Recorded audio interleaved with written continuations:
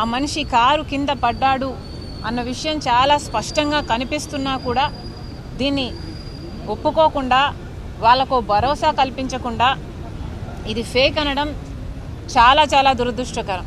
జగన్మోహన్ రెడ్డి గారు shake hand ఇయ్యబోయిన సమయంలోనే ఈ తోపులాట్లోనే జనం ఆయన దగ్గరికి వచ్చే ప్రయత్నంలోనే ఈ ఘటన జరిగింది.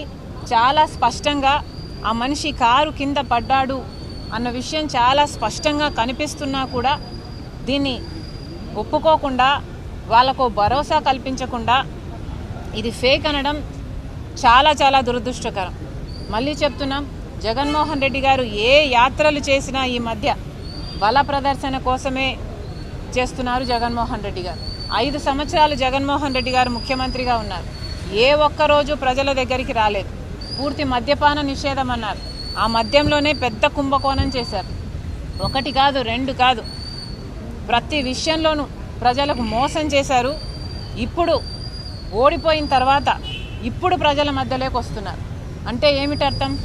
వాళ్ళ ఉనికి కాపాడుకోవడం కోసం జనాల మధ్య